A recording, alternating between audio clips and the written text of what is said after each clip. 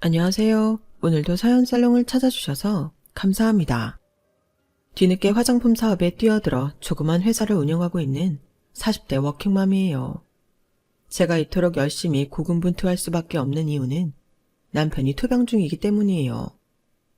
아직 초등학생인 딸과 친정 아버지까지 함께 살고 있기에 더더욱 힘낼 수밖에 없죠.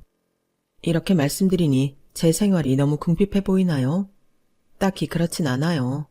몇 년 전에 제 개인적으로는 한 번도 본 적 없는 돈을 갖게 되며 나름 벼락부자가 되었거든요. 그 돈을 미천 삼아 화장품 사업을 시작했고 점점 자리 잡아가네요. 이제 적어도 돈 걱정은 안 하고 살 수 있어 참 다행이랍니다. 한 40년 동안은 하루 벌어 하루 먹고 사는 하루살이 인생이었거든요. 이렇게 사연을 보낼 결심을 하며 제 인생 전체를 돌이켜보니 참 롤러코스터 같은 인생이었어요. 제 팔자보다 더 센 팔자가 있을까 싶은 드라마틱한 삶이었죠. 기나긴 투병 생활에서 좀 회복되어 현재 재활 과정에 있는 남편은 제가 재혼해서 얻게 된 배우자랍니다. 전 남편과는 딱 1년 만에 사별하고 혼자 살다가 지금의 남편을 만나 혼인신고하고 살게 된 거죠. 초졸에 국밥 만들어 리어카에 싣고 팔려다니다가 현재 화장품 회사 CEO가 되기까지 참 파란만장했던 저의 인생 이야기 들어주시겠어요? 전 시골에서 찢어지게 가난한 집에서 태어났어요. 엄마는 절 낳다가 돌아가시고 마셨죠. 만일 서울 좋은 병원에서 제대로 출산하셨다면 그런 일은 없었을 것 같아요. 엄마는 그 옛날 동네 산파라는 할머니만 믿고 집에서 출산했는데 출혈이 너무 심해 돌아가셨다고 하더군요. 지금 와서 추측해보건대 제가 임신했을 때처럼 완전 전치태반이었을 것 같아요. 병원에서 미리 진단받고 제왕절개로 나았다면 과다출혈은 막을 수 있었을 텐데 시골이고 옛날이어서 너무 무지했던 거죠. 그게 다 가난한 집안 형편 때문이 아니었을까 싶어요. 병원비 한 푼이라도 아끼려고 집에서 낳다 돌아가신 거죠. 어쨌든 전 엄마의 얼굴을 몇 장 남은 사진으로만 봤고 엄마의 존재 의미에 대해 TV나 영화로만 간접 경험했어요. 다행인지 불행인지 힘들 때 엄마가 보고 싶거나 그럴 수가 없더라고요. 기억조차 없는 친정 엄마니까요. 엄마 젖도 한번 못 물어보고 태어난 절 불쌍히 여기신 아빠는 지극정성으로 저를 키워주셨어요. 하지만 아빠가 농사일 해서 벌어들이는 수입으론 가난의 늪을 벗어나기 힘들었어요. 아빠의 말에 의하면 한마디쯤 올라갈까 싶으면 다음에 두 마디가 빠져버리더래요. 늪에 귀신이라도 있는지 자기를 자꾸 끌어내리는 것 같다는 말씀도 하셨어요. 너무 슬픈 표정으로 말이죠. 농촌의 인건비도 차츰 비싸지자 아빠는 넓은 논과 밭을 본인 혼자 돌보기 시작하셨어요. 아빠의 고된 노동을 덜어드리기 위해 저도 최대한 일손을 도왔죠. 아빠도 제가 공부하기보단 농사일 도와주는 걸 더 좋아하셨어요. 엄마가 없다 보니 집안 살림이나 요리도 거의 제 몫이었죠. 그러던 어느 날 다니던 중학교가 갑자기 없어진다고 하더군요. 학생 수가 너무 없어서 근처 읍내의 중학교로 통폐합된다는 통지와 함께요. 통폐합된다는 그 학교는 우리 집에서 거리가 너무 멀었죠. 버스를 2번은 갈아타야 겨우 도착할 수 있는 거리였어요. 그 사실을 아빠에게 말씀드렸더니 고민 끝에 넌지시 제안을 하시더군요. 미선아, 너한테 정말 미안한 얘기지만 지금 아빠가 농사일 혼자 하는 게 너무 벅차는구나. 인건비도 비싸서 사람을 쓰기도 뭐하고 말이야. 학업은 나중에 할 수도 있으니 혹시 지금은 아빠 일을 좀 도와줄 수 있겠니? 학교를 다니는 건 학생에게 너무 당연한 일이지만 당장 생기가 급한 저에겐 농사일과 집안일이 더 익숙했던 것 같아요. 그땐 중학교 의무교육도 없던 터라 저도 아빠의 제안대로 중고등학교 과정은 나중에 검정고시로 해결하기로 마음먹고 일단 학업을 중단하기로 했어요. 공부머리는 좀 있었기에 나중에 검정고시로 충분히 따라잡을 수 있다는 자신감에 그랬던 것 같네요. 그 후 고3 나이인 19살이 되어서야 검정고시에 집중할 수 있었고 그 해에 중등 고등 검정고시를 모두 패스했어요. 하지만 지금 생각해보면 학교를 끝까지 다닐 걸 그랬다는 후회는 남더라고요. 공부는 다 때가 있다는 말을 뒤늦게 깨달았죠. 아빠를 따라다니며 농사짓고 직접 재배한 배추와 무, 고추 등을 장에서 파는 일이 익숙해졌어요. 어렸을 때부터 해온 일이었으니까요. 하지만 그걸론 수익이 많이 나지 않더군요. 고민 끝에 제가 잘 할 수 있었던 요리를 만들어 리어카에 싣고 나가 팔아보기로 했어요. 제일 맛있게 만들 수 있었던 종목은 국밥이었어요. 육개장, 선지국, 뼈해장국 등을 만들어 큰 스텐 다라이에 담아 리어카에 싣고 장에 나가 팔기 시작했죠. 맨 처음 선지국 만들 땐 시뻘건 피로 선지 만드는 과정이 좀 징그러웠어요. 하지만 워낙 맛이 좋다 보니 자주 만들어 먹게 되고 장에서도 제일 잘 팔리더군요. 리어카에서 장사했음에도 불구하고 손님들은 줄을 서서 대기했을 만큼 잘 됐어요. 주변 상인들이 많이 시샘하기도 했죠. 아빠도 저의 장사를 도와주시기 위해 추운 날은 핫팩도 가져오시고 보온통에 밥도 해주시고 여름엔 파리 날리는 도구도 사오시더라고요. 그렇게 한창 정신없이 장사에 매진하고 있을 무렵 제 인생에 핑크빛 로맨스 한 페이지가 펼쳐졌어요. 그 주인공은 어렸을 때부터 한 동네 살던 한 살 차이 동네 오빠였어요. 오빠 이름이 유채수여서 어려서부터 유채꽃 오빠라고 많이 놀리며 놀았죠. 그 오빠도 일찍이 부모님을 여의고 혼자 이 집 저 집 다니며 농사일을 도와주던 어려운 형편의 청년이었어요. 집이 가까웠기에 저희 아빠가 그 오빠를 많이 챙겨주기도 했고 저희 집에서 밥도 여러 번 먹었네요. 기억도 잘 안 나는 어린 시절부터 친했던 오빠였기에 전 별 생각이 없었는데 딱 20살이 되던 해 저에게 고백을 하더군요. 미선아, 너 나랑 결혼하자. 결혼하면 내가 진짜로 잘해줄 자신 있어. 난 어렸을 적부터 너만 바라보고 살았다고. 내 맘 알지? 응? 결혼? 오빠랑 어릴 적 냇가에서 빨개 벗고 수영하던 나한테 지금 프로포즈 하는 거야? 우리가 한가족 같은 사이인데. 아우 징그러워. 됐어. 그래, 가족 같은 사이 말고 진짜 가족이 되자고. 아저씨, 아니 장인어른한텐 내가 잘 말씀드릴 테니 혼인신고서에 도장 찍고 살아보자고. 우리 아빠한테 장인어른? 아우 능구렁이네 완전. 오빠가 성격 좋은 건 알았지만 이렇게 징그러울 줄이야. 뭐 그럼 일단 사귀기나 해보자고. 아직 사귀지도 않아놓고 뭐 결혼이야. 저도 오빠가 워낙 성실하고 착하고 좋은 사람인 걸 알았기에 싫지 않았어요. 아니 어쩌면 사춘기 때부터 오빠를 남자로 생각하고 있었는지도 모르겠네요. 이미 가족과도 같았던 오빠였기에 저희 아빠도 결혼에 적극 찬성하셨어요. 손수 식장까지 알아봐 주셨죠. 날짜에 맞춰 청첩장까지 다 돌렸고요. 그렇게 결혼식을 3주 앞둔 어느 날 남친이 갑자기 몸이 너무너무 안 좋고 아프다며 병원에 가본다더군요. 남친의 성격상 웬만하면 아프다는 내색도 안 하는 사람인데 엄청 심하게 아픈가 보다 라고만 생각했죠. 난생 처음 건강검진을 받아본 남친의 변명은 췌장암 말기였어요. 남친의 아버지 또한 췌장암으로 돌아가셨기에 가족력이 있었나 봐요. 미선아, 정말 미안해. 내가 너한테 진짜 몹쓸 짓을 했어. 괜히 결혼하자고 했나 봐. 우리 결혼식 얼른 취소하고 다 없었던 일로 하자. 난 산에 들어가서 혼자 살다 조용히 갈 거야. 뭐? 오빠, 그게 무슨 말이야. 충분히 이겨낼 수 있어. 우린 아직 젊잖아. 본인 케이스랑은 다르다고. 절대 포기하지 마. 산은 무슨 산이야. 바로 병원 입원해서 뭐든 끝까지 해보자고. 아니야, 괜한 돈 쓰기 싫어. 그럴 돈도 없고. 차디찬 병원에서 죽긴 싫어. 그럼 그냥 집에서 조용히 있을게. 앞으로 나 찾아오지 마. 넌 너대로 살다가 좋은 남자 만나서 결혼해. 나 같은 거 있고 말이야. 어떻게 잊으란 말이야. 내가 뭐 치매라도 걸렸어? 평생 한 동네에서 가족처럼 지냈는데 갑자기 잊혀져? 오빠, 우리 예정대로 결혼식 올리자. 그러고 나서 죽든지 말든지 마음대로 하라고. 안 돼. 절대 안 돼. 난 몇 개월밖에 안 남은 시한부야. 미래가 없는 내가 네 발목을 잡으면 되겠니? 장인어른께도 말씀드려서 결혼식이고 뭐고 다 취소해줘. 남친도 고집이 셌지만 저도 한 고집하는 성격이었기에 아빠한테 사실대로 다 말씀드리고 결혼식을 강행했어요. 아빠는 당연히 노발대발 하셨죠. 너 미쳤니? 아무리 채수 상황이 안타까워도 그렇지. 곧 죽을 남자한테 내 딸 시집을 보내라고.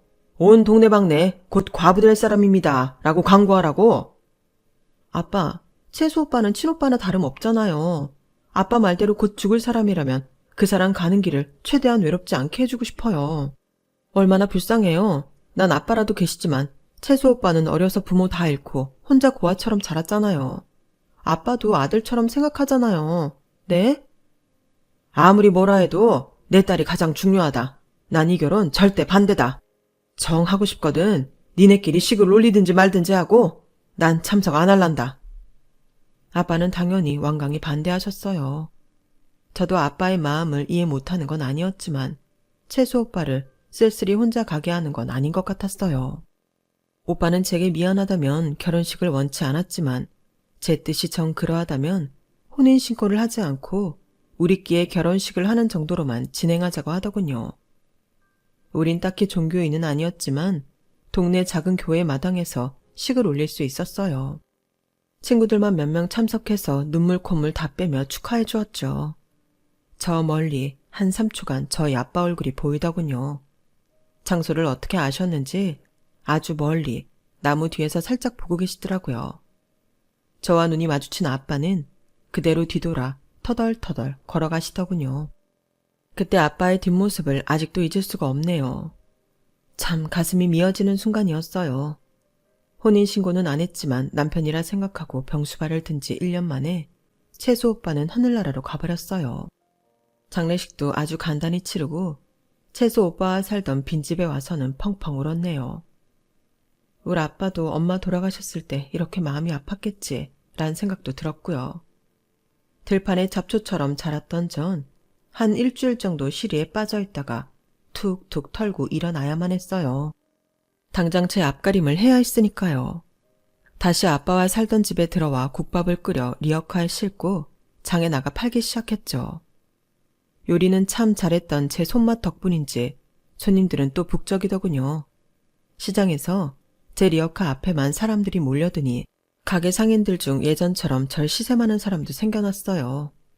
한 일주일 정도 1층 한의원 앞에서 장사를 했는데 손님들로 시끌벅적한 게 싫었는지 한의원 측에서 웬 청년이 나와 말을 걸더군요. 그나마 예의 바르게 말이죠. 저 한의원집 아들인데요. 엄마가 절 내려보내시네요. 참 이런 말씀 죄송하지만 여기서 좀 떨어진 곳에서 장사하실 수 없겠냐고 전해달라는데 성업 중인데 죄송합니다. 알겠습니다. 여기 손님들 주문만 다 받고 저쪽으로 리어카 끌고 가서 장사할게요. 한의원 영업에 방해됐나 봐요. 죄송합니다. 죄송은요 무슨, 저희가 죄송스럽죠. 제가 이번에 여기 도청 공무원 됐는데 부모님이 이런 거 제재해야 하는 거 아니냐고 성하시길래 한번 나와봤어요. 근데 뭐 여기 노점상이 한두 군데도 아닌데요. 자유롭게 영업하셔도 될 것 같네요. 그렇게 말씀해 주시니 고맙습니다. 제가 국밥하느라 정신이 없어서요. 암튼 곧 이동할게요. 천천히 움직이셔도 되죠 뭐. 이것도 인연인데 저 전화번호 하나만 받아도 될까요? 나중에 국밥 좀 대량 주문하려고요. 아주 먹음직스럽게 보이네요. 전 좀 짜증이 나더라고요. 한창 장시간이라 손님 받기에 바빠 죽겠는데 전화번호를 달라니. 그 남자를 일단 옆에 세워놓고 계속 장사를 했습니다. 그 남자는 눈치가 있는 건지 없는 건지 집요하게 제 전화번호를 요구하더군요. 제가 장사하느라 바빠서 그런데 그럼 옆에서 같이 포장 좀 해주시겠어요? 국밥 퍼다가 용기에 담고 봉지 묶으시면 돼요. 네 알겠습니다. 제가 도울 수 있으면 좋죠. 실없는 웃음을 연달아 내뱉는 그의 얼굴을 그제서야 자세히 보니 하회탈같이 좋은 인상이긴 하더군요. 손님들이 좀 뜸해질 시간이 되자 그 남자에게 고맙다는 말과 함께 전화번호를 알려주었어요. 국밥을 앞으로 얼마나 주문할지는 모르겠으나 본인 입으로 대량 주문한다고 했으니 매출을 올릴 마음으로 연락처를 준 거죠. 그 사람도 자기 구급공무원 명함을 주더군요. 이름은 임종수. 명함을 바지주머니에 넣고 전 리어카를 끌고 유유히 사라졌죠. 한참을 가다가 문득 뒤를 돌아보니 임종수란 남자는 아직도 제 뒷모습을 멀뚱히 바라보고 있더라고요. 저 사람은 대체 뭐지? 구급공무원으로서 진짜 내가 노점 장사하는 걸 제재할 셈인가? 갸우뚱하면서 전 다시 갈 길을 갔고 그날 저녁부터 그 남자한테 하루에 5번씩 전화가 오더군요. 내용은 정말 사소한 것들이었죠. 하도 전화를 많이 받다 보니 연락이 몇 시간 뜸하면 오히려 제가 궁금해지더군요. 그 남자와 연락하는 일을 즐기는 제가 스스로 불안하게 느껴졌어요. 난 이미 한 번 결혼했던 사람인데. 그 남자가 더 가까이 다가오기 전에 난 사별한 사람이라고 미리 밝혀야겠다 싶었죠.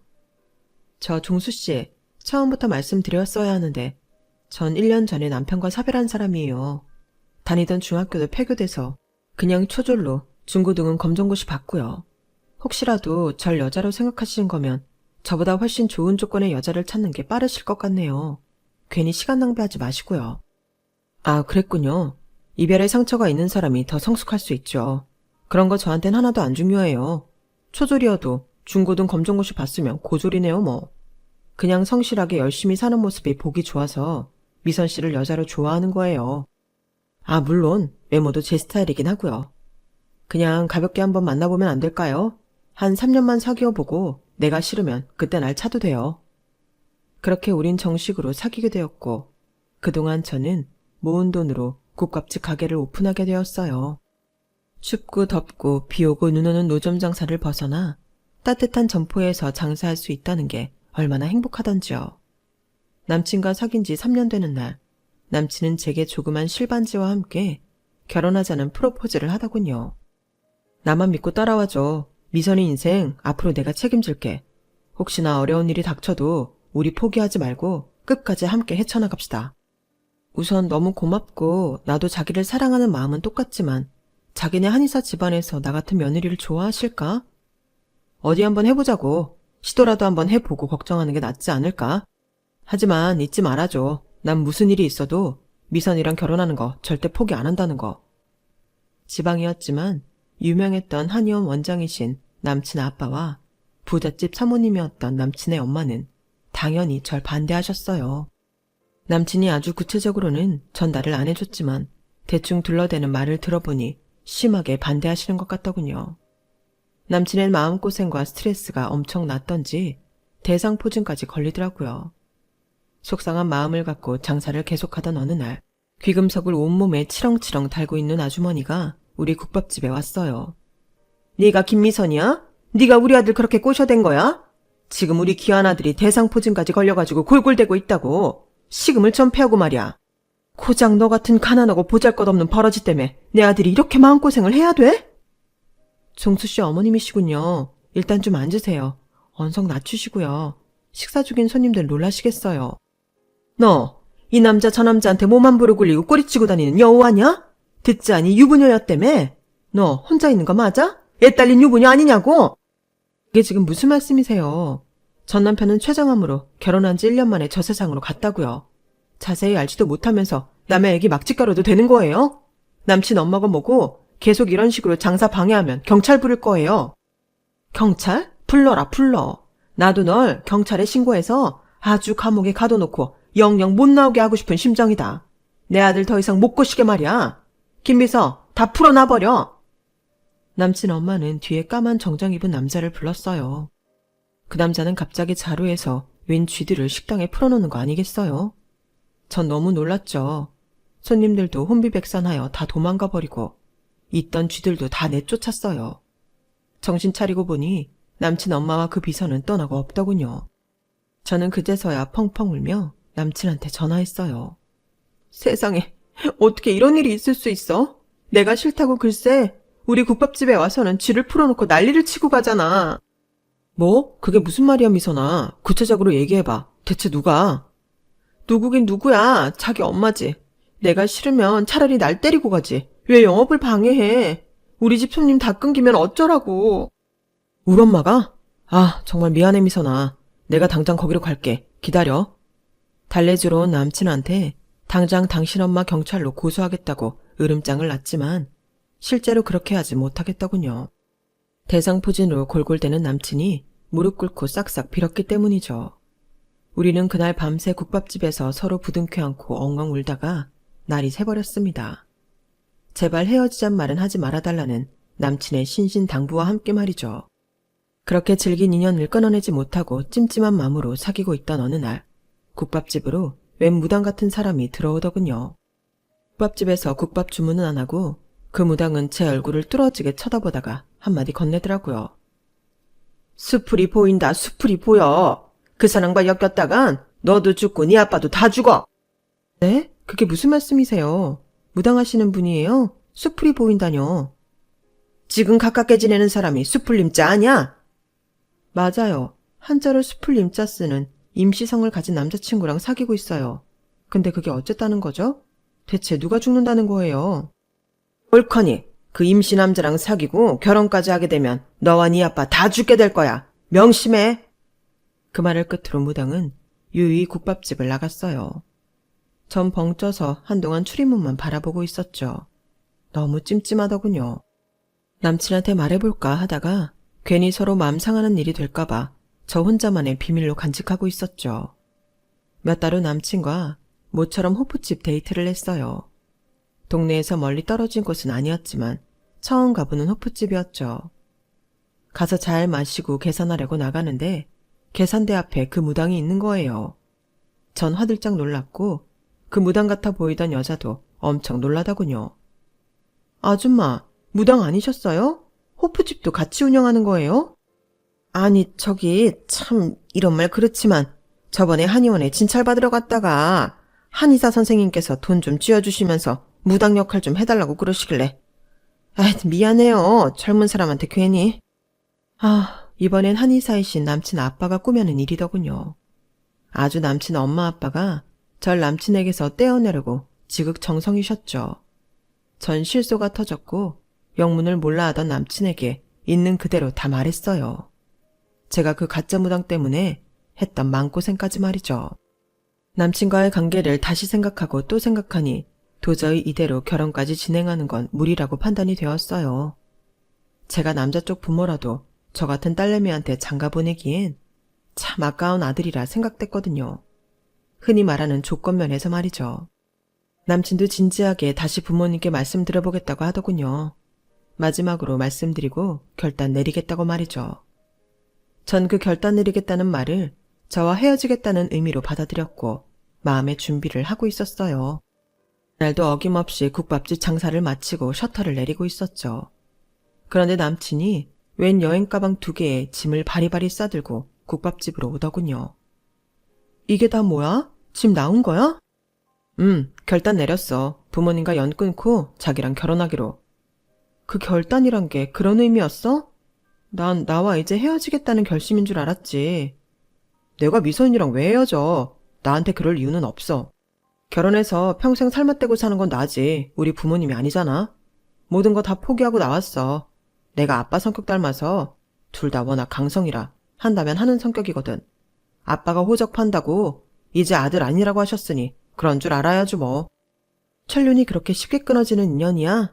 나 말고 좋은 조건의 여자는 많아. 얼른 집에 들어가서 죄송하다고 빌어.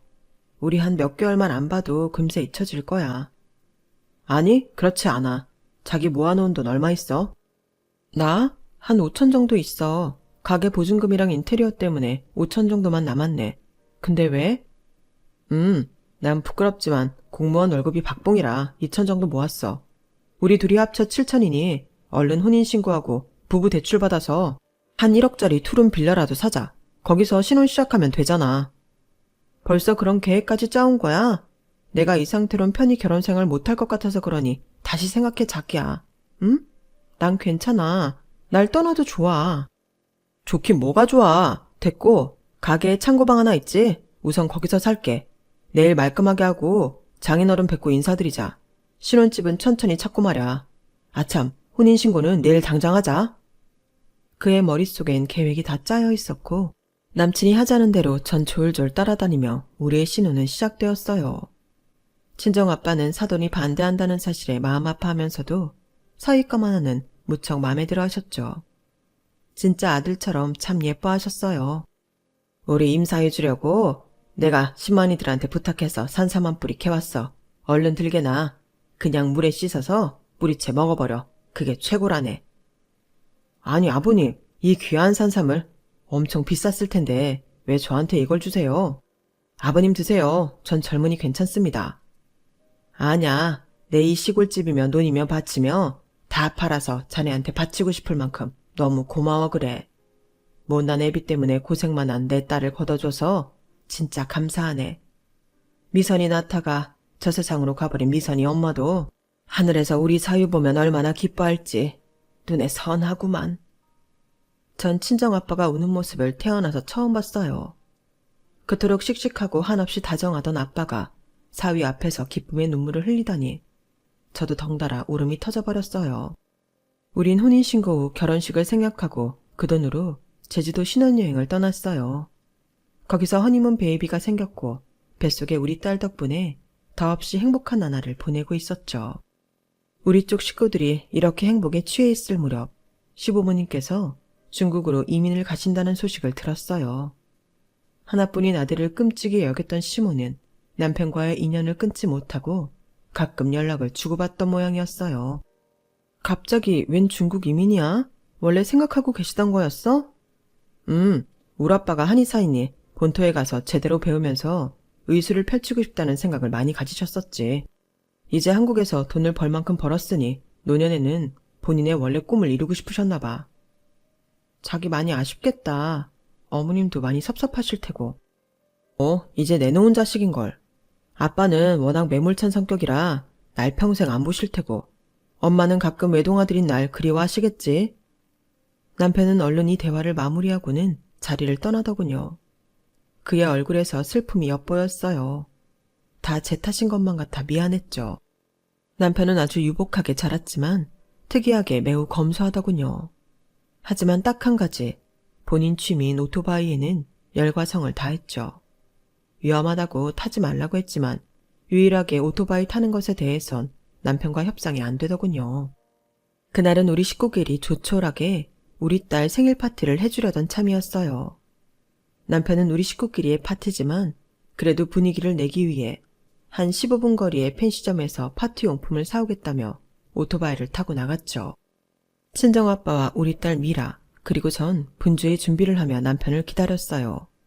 그런데 남편은 1시간이 지나도 오지 않더군요. 전화를 해봐도 받지 않았어요. 얼마 후 남편에게서 전화가 오더군요. 자기야, 왜 이렇게 늦게 와? 지금 어디야? 미라랑 아빠 기다리시는데? 저 경찰입니다. 임종수 씨 와이프 되십니까? 오토바이와 덤프트럭이 충돌했어요. 남편분이 지금 위급한 상태이니 보호자께서 당장 와주셔야겠습니다. 순간 보이스피싱인가? 사기 전화인가? 별별 생각이 다 들었어요. 심장이 철렁 내려앉으면서 눈앞이 하얘지더군요.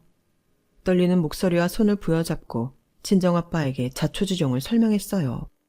내가 미라 보고 있을 테니 넌 빨리 임서방 있는 병원으로 가봐. 택시 잡아서 얼른. 딸을 친정아빠한테 맡기고 응급실에 가봤더니 남편은 이미 수술에 들어가 있는 상태더군요. 남편은 그로부터 4개월여 중환자실에 있었고 병원 측에서는 더 이상 나아질 기미가 보이지 않는다며 퇴원해서 집이나 일반 병원에서 간호하는 것을 권했어요. 일반 병원은 입원비가 너무 비쌌기에 전 집에서 간호하는 것을 택했죠. 건강했던 남편은 금방이라도 일어날 것 같았기 때문이었어요. 하지만 남편은 식물인간 상태로 무려 7년을 누워 있었어요. 그동안 우리 딸은 커서 초등학교에 다니고 있었죠. 남편은 의식도 온전치 못했고 겨우 움직일 수 있는 건 약간 좌우로 고개 돌리는 것뿐이었어요. 누군가는 지나가는 말로 반시체인 남편, 이제 그만 포기하란 사람도 있었어요. 하지만 저만 보고 가족과 인연까지 끊고 온 사람이고 숨이 멀쩡히 붙어있는 사람을 어떻게 포기하겠어요. 친정아빠와 둘이 번갈아가며 지극정성으로 돌봤죠. 행여 욕창 생길까봐 몸도 계속 돌려 눕혀주고 매일 온몸을 닦아주며 열과 성을 다했습니다. 그런데 이상하게도 남편은 안방 천장의 방 한 구석에만 계속 응시했어요. 그곳을 바라볼 때의 눈빛은 잠시나마 의식이 정상인 사람 같아 보였죠. 국밥집은 알바생을 써서라도 처음 몇 년간 운영했어요. 하지만 주인인 제가 남편의 간병을 이유로 자꾸 자리를 비우니 어느 순간 팔이 날리는 가게가 돼버리더군요. 가게 월세도 못 낼 처지에 놓이자 국밥집을 폐업하기에 이르렀죠. 이젠 정말 장애인 수당과 친정아빠가 조금씩 보태주시는 용돈으로 딸과 함께 생활해야 했어요. 기약 없이 누워있는 식물인간 남편과 이제 겨우 초등학생인 딸내미를 보니 참 앞이 막막하더군요. 그렇게 7년의 시간이 흐르고 여느 때와 같이 남편의 눈을 바라보며 대화하고 몸도 닦아주고 하는데 어라? 남편이 손가락을 조금 까닥이는 것이었어요. 전 365일을 남편 곁에 있었으니 그의 조그만 움직임도 바로 캐치할 수 있었죠. 저한텐 엄청난 일이었기에 친정아빠의 도움을 받아 남편을 데리고 당장 병원에 입원시켜서 전체 상태를 체크했어요. 아직은 미약하지만 건강 상태가 많이 활성화됐다고 하더군요. 하지만 의사들은 남편이 손가락을 움직였다는 걸 믿지 않는 눈치였어요. 다시 집으로 데려온 지 한 100일이 지났을까? 남편이 소리가 섞인 길고 긴 한숨을 내뱉더군요. 그리고는 늘 바라보던 천장 한 구석에 시선을 고정시킨 후 천장, 이 한마디를 했어요. 전 놀란 마음에 그쪽에 가서 위를 올려다보았죠. 그랬더니 천장 끝부분에 약 20cm 정도의 칼자국이 나 있더군요. 전 사다리를 놓고 커터칼로 그 부분을 좀 더 길게 찢어보았죠. 그랬더니 무언가 툭 떨어지더군요. 천장에 쥐라도 있나 싶어 깨악 하고 소리쳤는데 방바닥에 떨어진 것은 다름 아닌 금괴였어요. 요즘 우리가 말하는 골드바였는데 꽤 커 보이더군요. 자기야, 이거 자기가 천장에 갖다 놓은 거야? 원래 있던 거야? 이게 대체 뭐야? 말 좀 해봐. 답답한 마음에 남편에게 말을 걸어봤지만 물론 대답을 들을 순 없었죠. 다시금 커터칼로 더 길게 천장을 뜯어봤어요. 그랬더니 후두둑 하며 금괴 수십 개가 떨어지더군요. 세어보니 총 30개였어요. 왜인지 모르겠는데 전 너무 놀란 마음에 눈물이 펑펑 났어요. 이게 대체 뭐지? 혹시 어려운 내 사정을 알고 하늘이 내려주신 건가? 혹시 도둑놈이 여기에 갖다 놓은 거면 어쩌지? 이 집 전주인 건가? 별별 생각이 다 들었죠. 아예 후레쉬를 가져와 머리를 들이밀고 천장을 다 훑어보았어요. 거기에 편지 한 통이 있더군요. 중국에서 시모가 남편에게 보내온 거였어요. 날짜를 보니 남편이 오토바이 사고 나기 바로 며칠 전이더군요. 그 후로 어쩔 수 없이 연락이 끊긴 모양이었어요. 지난 7년간 생활고와 남편 병간호, 아이 뒷바라지하며 허덕이며 정신없는 탓에 중국으로 이민 간 시부모님들에게 남편의 사고 소식조차 알릴 생각을 못했던 게 너무 미안하더군요. 내용을 찬찬히 소리내서 읽었어요. 남편도 들을 수 있게 말이죠. 쭉 살펴보니 시모는 중국에서 지내며 암에 걸렸고 편지를 보낼 당시엔 이미 말기였더군요. 매몰찬 시부가 여전히 남편과의 연락을 거부하자 시모가 이 금괴를 시부 몰래 유산으로 남편에게 보낸 거였죠. 유명한 한의사로 몇십 년간 한국에서 지냈을 때도 떼돈을 벌었다고 들었고 시모 자체도 원래 부잣집 딸이었다는 얘기를 들었는데 이 정도의 금괴를 갖고 있을 줄은 꿈에도 생각 못했네요. 전 금괴 자체도 처음 봤기 때문에 뭘 어떻게 해야 할지 당황스러웠어요. 친정 아빠에게 연락하여 자초지종을 말씀드렸죠. 오셔서 눈으로 직접 확인하신 친정 아빠도 엄청 놀라시긴 마찬가지였어요. 우리는 수소문 끝에 신뢰할 만한 업체 몇 군데를 찾았고 금괴를 현금으로 환전했죠. 그때가 5, 6년 전이니 1kg짜리 금괴 하나당 한 5천만 원 정도 했던 것 같아요. 30개 모두 팔아서 얻은 현금은 무려 15억가량이었죠. 모든 게 처음 보는 거였어요. 금괴도 15억이라는 현금도 다 처음 경험해보는 것들이었죠. 전 그 돈으로 일단 제가 살던 지방에 유명한 대학교 앞 원룸 건물을 하나 샀어요. 월세 수익이 따박따박 나온다면 더 이상 돈 걱정은 안 해도 될 것 같았기 때문이었죠. 그 건물 맨 위층과 그 아래층은 한 층 전체를 다 터서 주인 세대와 남편이 재활할 수 있는 공간을 만들었어요. 꽤 큰 원룸 건물이었지만 지방이라 서울에 비해 가격이 많이 저렴하더군요. 남편을 위한 재활 공간에 재활치료사를 고용해서 열심히 몸을 움직이고 목소리를 내는 훈련을 받을 수 있게 했죠. 맨 위층 주인 세대에는 저희 친정아빠와 함께 우리 가족이 사는 공간으로 꾸몄고요. 전 다시 일을 시작하고픈 욕심에 남편 간병인을 3명 정도 고용했어요. 8시간씩 3교대로 말이죠. 병원도 아주 열심히 다닌 결과 남편은 아주 미세하게나마 의식과 몸이 조금씩 회복되더군요. 항상 시체처럼 누워있던 남편이 나와 눈을 맞추고 살짝 미소를 지어주다니 너무 황홀하기 짝이 없었죠. 모든 걸 하고 남은 돈은 4, 5억가량이었어요. 그 돈으로 국밥집을 다시 오픈해볼까 하다가 아예 다른 방향으로 사업을 시작해보기로 마음먹었죠. 전 어려서부터 손이 야무진 스타일이라 요리도 잘했지만 화장품도 직접 만들어 쓰곤 했어요. 인터넷이나 잡지에 보니 방법들이 다양하게 나와 있더라고요. 로션이나 스킨, 크림 등을 직접 제조하는 게 너무 재미있었어요. 제 피부에도 잘 맞았고 친구들에게 나눠줘도 좋은 반응이었고요. 그래, 화장품 사업을 시작해보자.